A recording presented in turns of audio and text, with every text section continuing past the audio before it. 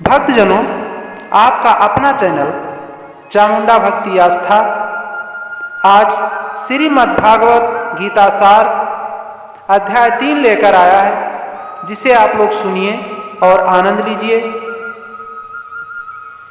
जय श्री कृष्ण, जय श्री राम, जय हनुमान। ओम अथ तृतीयो अध्यायः अर्जुन उवाच। अर्जुन कहते हैं भगवान श्री कृष्ण से, हे जनार्दन, यदि आपको कर्म की अपेक्षा ज्ञान श्रेष्ठ मान्य है तो फिर हे केशव, मुझे भयंकर कर्म में क्यों लगाते हो? आप मिले हुए से वचनों से मेरी बुद्धि को मानो मोहित कर रहे हैं, इसलिए उस एक बात को निश्चित करके कहिए जिससे मैं कल्याण को प्राप्त हो जाऊं। तब भगवान श्री कृष्ण कहते हैं, हे निष्पाप, इस लोक में 2 प्रकार की निष्ठा मेरे द्वारा पहले कही गई है।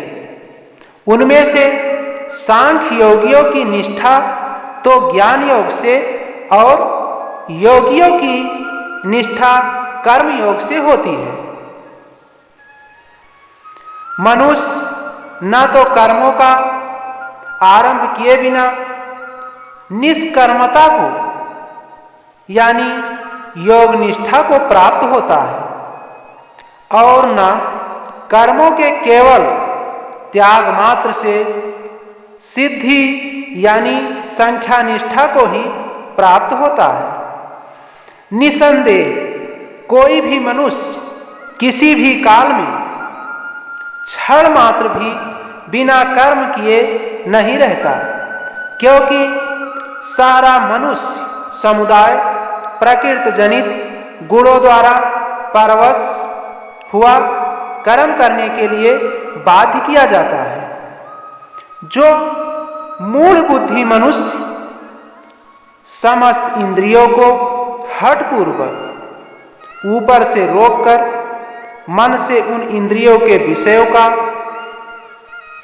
चिंतन करता रहता है, वह मिथ्याचारी अर्थात दंभी कहा जाता है। किंतु हे अर्जुन, जो पुरुष मन से इंद्रियों को वश में करके अनासक्त हुआ समस्त इंद्रियों द्वारा कर्मयोग का आचरण करता है, वही श्रेष्ठ है।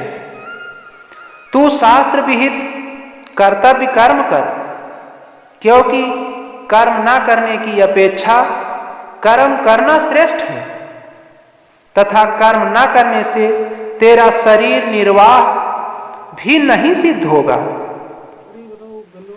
यज्ञ के निमित्त किए जाने वाले कर्मों से अतिरिक्त दूसरे कर्मों में लगा हुआ ही यह मनुष्य समुदाय कर्मों से बनता है। इसलिए हे अर्जुन, तू आसक्ति से रहित होकर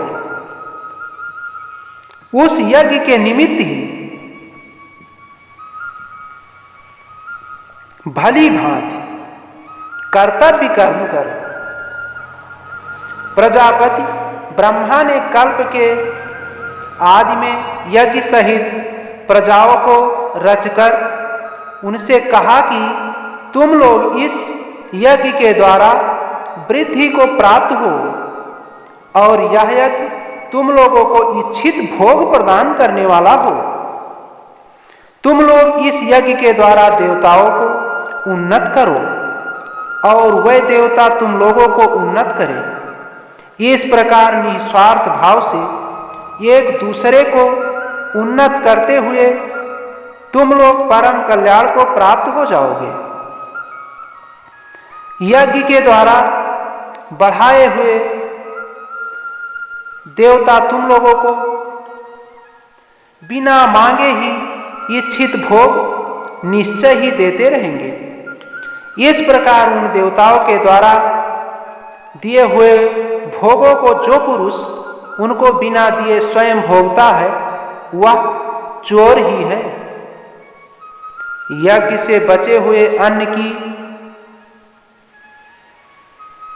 भोग करने वाला श्रेष्ठ पुरुष सब पापों से मुक्त हो जाते हैं, और जो पापी लोग अपना शरीर पोषण करने के लिए ही अन्न पकाते हैं वह तो पाप को ही खाते हैं। संपूर्ण प्राणी अन्न से उत्पन्न होते हैं। अन्न की उत्पत्ति वृष्टि से होती है, वृष्टि यज्ञ से होती है, और यज्ञ विहित कर्मों से उत्पन्न होने वाला है। कर्म समुदाय को तू वेद से उत्पन्न और वेद को अविनाशी परमात्मा से उत्पन्न हुआ ज्ञान, इससे सिद्ध होता है कि सर्वव्यापी परम अक्षर परमात्मा सदा ही यज्ञ में प्रतिष्ठित है। हे पार्थ, जो पुरुष इस लोक में इस प्रकार परंपरा से प्रचलित सृष्टि चक्र के अनुकूल नहीं वर्तता, अर्थात अपने कर्तव्य का पालन नहीं करता, वह इंद्रियों के द्वारा भोगों में रमण करने वाला पापायु पुरुष व्यर्थ ही जीता है। परंतु जो मनुष्य आत्मा में ही रमण करने वाला और आत्मा में ही तृप्त तथा आत्मा में ही संतुष्ट हो, उसके लिए कोई कर्तव्य नहीं है।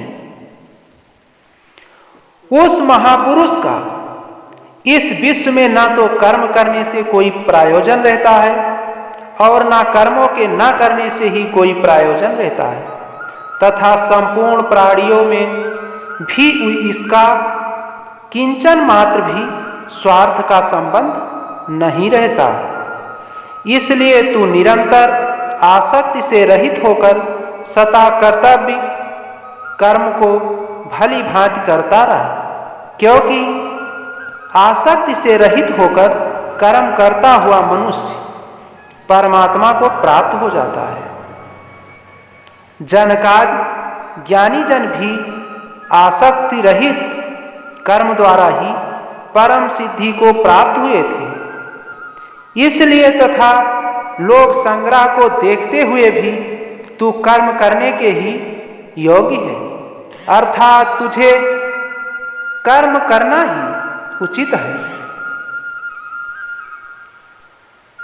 श्रेष्ठ पुरुष जो आचरण करता है, अन्य पुरुष भी वैसा वैसा ही आचरण करते हैं।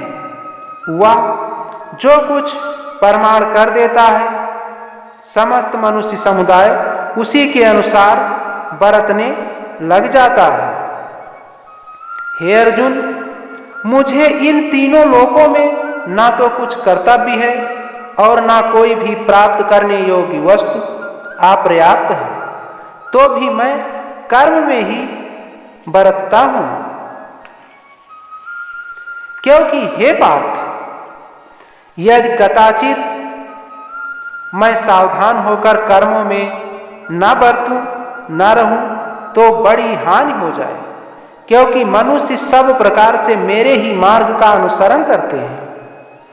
इसलिए यदि मैं कर्म न करूं तो ये सब मनुष्य नष्ट भ्रष्ट हो जाएं और मैं संकर्ता का करने वाला हूं तथा इस समस्त प्रजा को नष्ट करने वाला बन जाऊंगा। हे भारत, कर्म में आसक्त हुए अज्ञानी जन जिस प्रकार कर्म करते हैं, आसक्ति रहित विद्वान भी लोक संग्रह करना चाहता हुआ उसी प्रकार कर्म करे। परमात्मा के स्वरूप में अटल स्थित हुए ज्ञानी पुरुष को चाहिए कि वह शास्त्र विहित कर्मों में आसक्ति वाले अज्ञानियों की बुद्धि में भ्रम अर्थात कर्मों में अश्रद्धा उत्पन्न न करें, किंतु स्वयं शास्त्र विहित समस्त कर्म भली भांति करता हुआ उनसे भी वैसे ही करवावे। वास्तव में संपूर्ण कर्म सब प्रकार से प्रकृति के गुणों द्वारा किए जाते हैं, तो भी जिसका अंतःकरण अहंकार से मोहित हो रहा है, ऐसा अज्ञानी मैं करता हूं ऐसा मानता है। परंतु हे महाबाहो, गुण विभाग और कर्म विभाग के तत्व को जानने वाला ज्ञान योगी संपूर्ण गुण ही गुणों में बरत रहे हैं, ऐसा समझकर उनमें आसक्त नहीं होता। प्रकृति के गुणों से अत्यंत मोहित हुए मनुष्य गुणों में और कर्मों में आसक्त रहते हैं। उन पूर्णतया न समझने वाले मंदबुद्धि अज्ञानियों को पूर्णतया जानने वाला ज्ञानी विचलित न करे। मुझ अंतर्यामी परमात्मा में लगे हुए चित्त द्वारा संपूर्ण कर्मों को मुझ में अर्पण करके आशा रहित, ममता रहित और संताप रहित होकर युद्ध कर। जो कोई मनुष्य दोष दृष्टि से रहित और श्रद्धा युक्त होकर मेरे इस मत का सदा अनुसरण करते हैं, वह भी संपूर्ण कर्मों से छूट जाते हैं। परंतु जो मनुष्य मुझ में दोषारोपण करते हुए मेरे इस मत के अनुसार नहीं चलते, उन मूर्खों को तू संपूर्ण ज्ञानों में मोहित और नष्ट हुए ही समझ। सभी प्राणी प्रकृति को प्राप्त होते हैं, अर्थात अपने स्वभाव के परवश हुए कर्म करते हैं।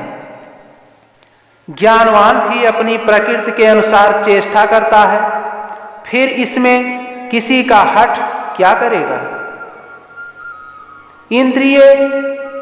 इंद्रिय के अर्थ में अर्थात प्रत्येक इंद्रिय के विषय में राग और द्वेष छिपे हुए स्थित है।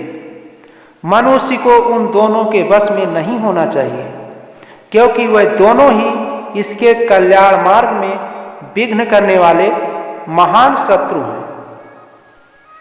अच्छी प्रकार आचरण में लाए हुए दूसरों के धर्म से गुण रहित भी अपना धर्म अति उत्तम है। अपने धर्म में तो मरना भी कल्याणकारक है और दूसरे का धर्म भय को देने वाला है। तब अर्जुन भगवान श्री कृष्ण से कहते हैं, हे कृष्ण, तो फिर यह मनुष्य स्वयं न चाहता हुआ भी बलात् लगाए हुए की भांति किससे प्रेरित होकर पाप का आचरण करता है। तब भगवान श्री कृष्ण कहते हैं, रजोगुण से उत्पन्न हुआ या काम ही क्रोध है, या बहुत खाने वाला अर्थात भोगों से कभी ना खाने वाला और बड़ा पापी है। इसको ही तू इस विषय में बैरी जान। जिस प्रकार धुएं से अग्नि और मैल से दर्पण ढका जाता है, तथा जिस प्रकार जेर से गर्भ ढका रहता है, जैसे ही उस काम के द्वारा या ज्ञान ढका रहता है। हे अर्जुन, इस अग्नि के समान कभी न पूर्ण होने वाले कामरूप ज्ञानियों के नित्य बैरी के द्वारा मनुष्य का ज्ञान ढका हुआ है। इंद्रियां, मन और बुद्धि ये सब इसके वासस्थान कहे जाते हैं। यह काम इन मन, बुद्धि और इंद्रियों द्वारा ही ज्ञान को आच्छादित करके जीवात्मा को मोहित करता है। इसलिए हे अर्जुन, तू पहले इंद्रियों को वश में करके इस ज्ञान और विज्ञान का नाश करने वाले महान पापी काम को अवश्य ही बलपूर्वक मार डाल। इंद्रियों को स्थूल शरीर से पर यानी श्रेष्ठ, बलवान और सूक्ष्म कहते हैं। इन इंद्रियों से पर मन है, मन से भी पर बुद्धि है, और जो बुद्धि से भी अत्यंत पर है, वह आत्मा है। इस प्रकार बुद्धि से पर अर्थात सूक्ष्म बलवान और अत्यंत श्रेष्ठ आत्मा को जानकर और बुद्धि के द्वारा मन को वश में करके, हे महाबाहो, तू इस काम रूप दुर्जय शत्रुओं को मार डाल। मेरे प्यारे भक्तजनों, आज यहीं तक। अगले वीडियो में अगले अध्याय के साथ फिर मिलते हैं। जय श्री कृष्ण, जय श्री राम, जय हनुमान।